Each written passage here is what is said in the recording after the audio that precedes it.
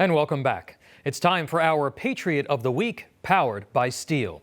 Each Saturday, we honor a person or a group that is making America proud by helping others. This week, we salute Beverly Jones-Durr. Her nonprofit, Every Child Has a Story, helps build confidence and self-esteem in children through online platforms and a digital magazine where she shares the work of young writers around the world. Beverly is on a mission to help build communication skills in children through writing, public speaking, and creativity. Let's welcome Beverly to America Right Now.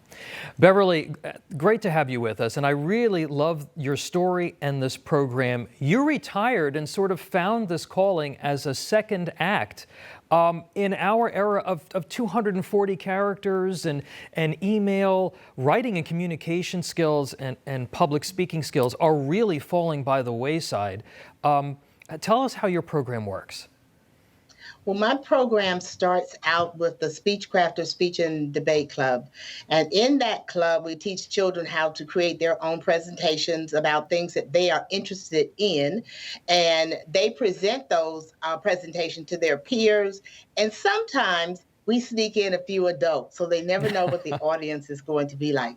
They have 4 levels to go through. Each presentation is different from the other, and they win ribbons each time. We vote on the best speaker, the best evaluator, and we do this for children because oral communication is where everything starts. And sometimes children don't have the confidence or the self-esteem to speak up and voice their own opinions. Once they are there and they're ready to move forward, we work on putting their words and ideas into written form, and they create books in our Writer's Vibe.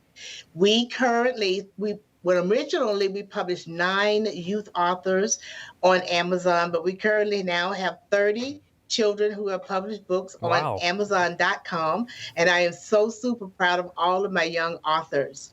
The next program helps them to build a business. And so we have Junior CEO Academy Huntsville that teaches them literally business and entrepreneurial skills so that they know how to market their book, they know how to advance their sales, they know how to keep an inventory. We teach them this in real time. All of this, Beverly, is just so practical for them to help them build that confidence and skills that they need to be successful adults. And as you mentioned, you've got 30 published authors now through the group. We're going to show a book. Take a look at this book, Blake's Astronomical Adventure. It was written by a 12-year-old named Amir Baidu, and it's so impressive, especially for somebody so young. Talk to us about the impact that you're seeing with your kids on a regular basis. Once they realize that they do have a voice and that someone is actually listening to what they have to say, they start to blossom.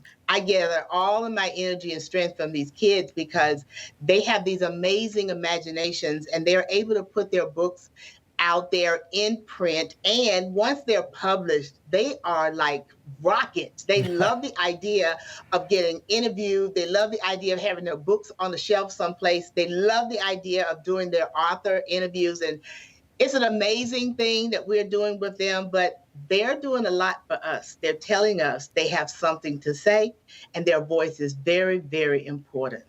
Now, Beverly, in 2019, you were diagnosed with breast cancer, and we're thrilled to say that you beat it. Talk to us about how these kids, about how their energy and their passion and success kind of helped you get through that tough time. Yeah, that was difficult. I had triple negative breast cancer, and the chemotherapy and radiation was such that I couldn't be around other people, which meant I couldn't be around the children.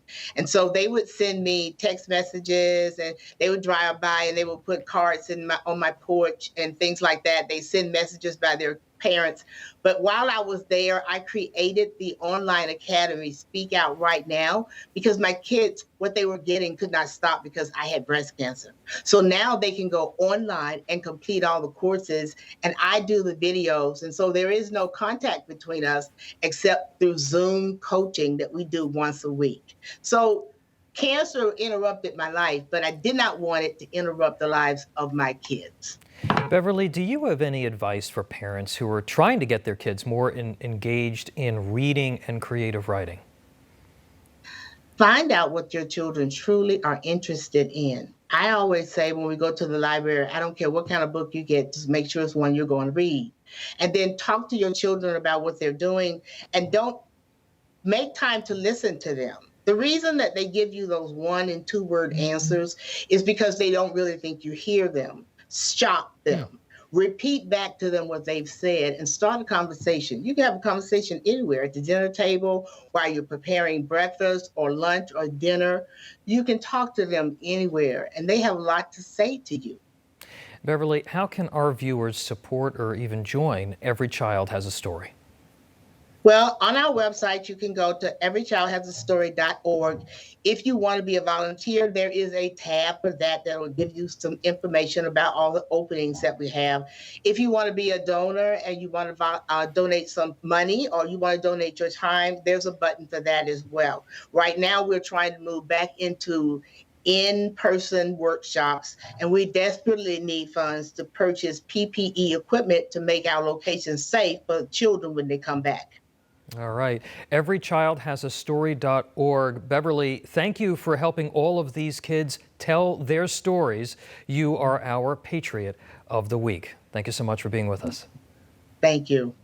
Now, we want to hear from you at home. If you have a potential honoree, please email us at patriotoftheweek@newsmax.com. That's patriotoftheweek@newsmax.com. We can't wait to see your responses.